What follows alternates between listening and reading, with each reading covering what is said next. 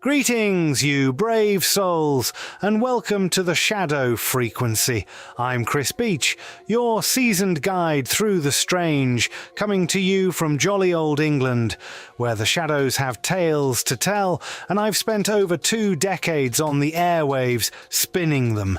Tonight, with our host Matt Wilson, we're venturing into the misty depths of Highgate Cemetery, right here in London, where a vampire, or something just as sinister, once set pulses racing.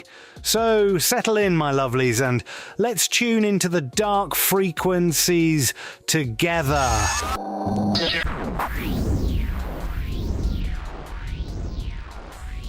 Thanks, Chris. Welcome, seekers of the strange, to the Shadow Frequency.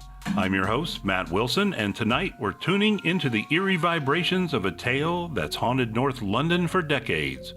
Picture this: a sprawling Victorian cemetery, fog curling around crumbling tombstones, and whispers of a figure, a predator, that doesn't belong to the living.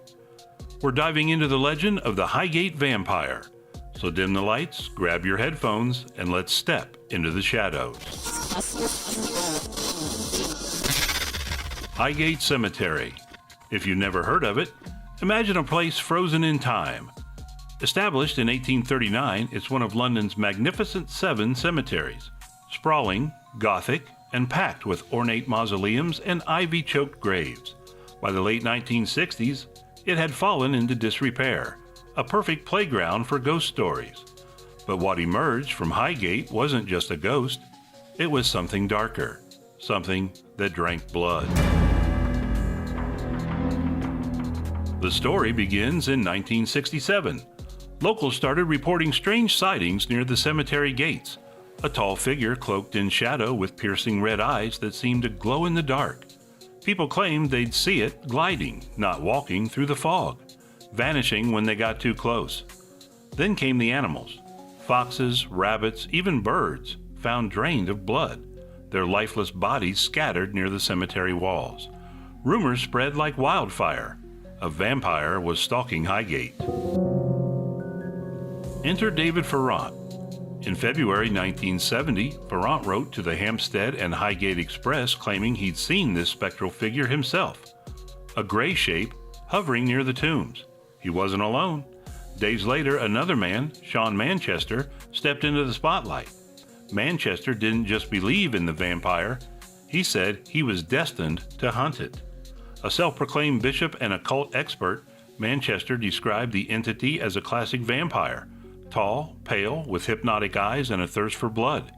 He even claimed it was the restless spirit of an 18th century Eastern European nobleman brought to London in a coffin and buried in Highgate. Now here's where it gets wild.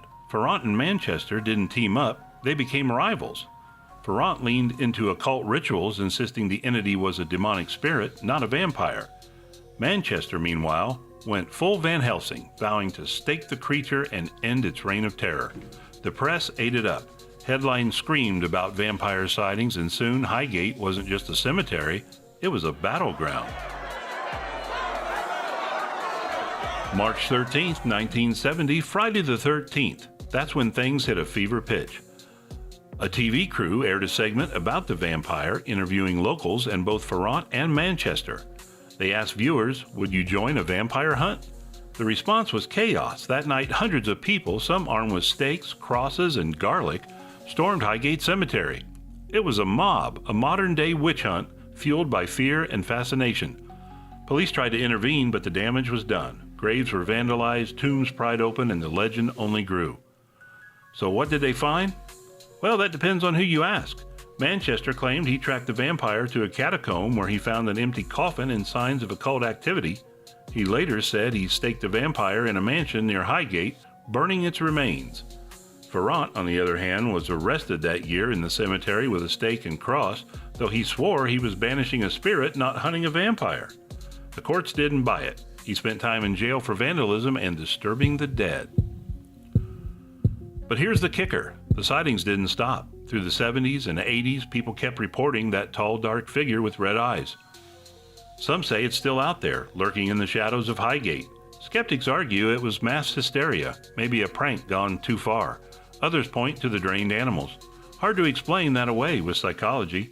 Me, I think Highgate's got a frequency all its own. A hum of the uncanny that keeps pulling us back. Let's talk theories. Was this a real vampire straight out of Bram Stoker's nightmares? Or a psychic imprint? A memory of something evil clinging to the stones? Maybe it was a hoax that spiraled out of control. Ferrant and Manchester both love the spotlight. With those animal corpses, that's where the rational explanations start to crack. I've dug into the archives and there's no clear record of a natural predator or a mass poisoning.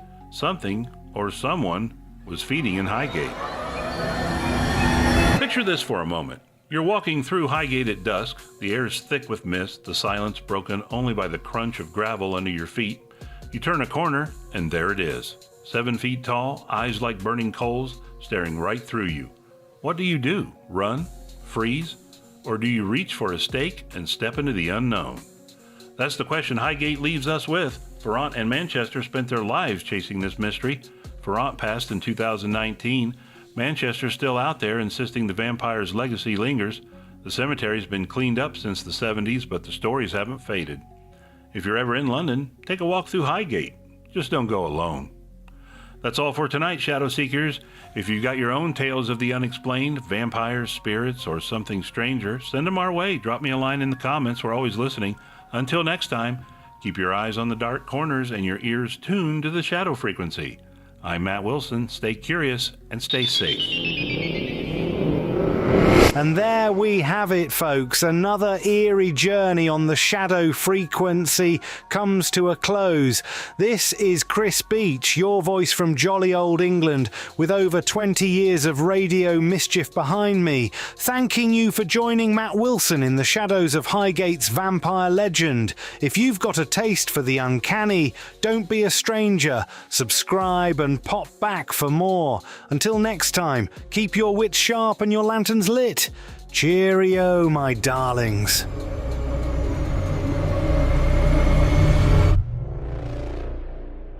Looking for a daily dose of the unexplained? Tune in to the Shadow Frequency with your host, Matt Wilson. This short, thrilling podcast dives into the paranormal, packed with info, entertainment, and mysteries that leave you craving more. New episodes drop every single day.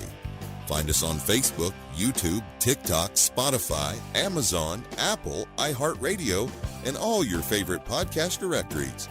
The Shadow Frequency, where the unknown comes to life.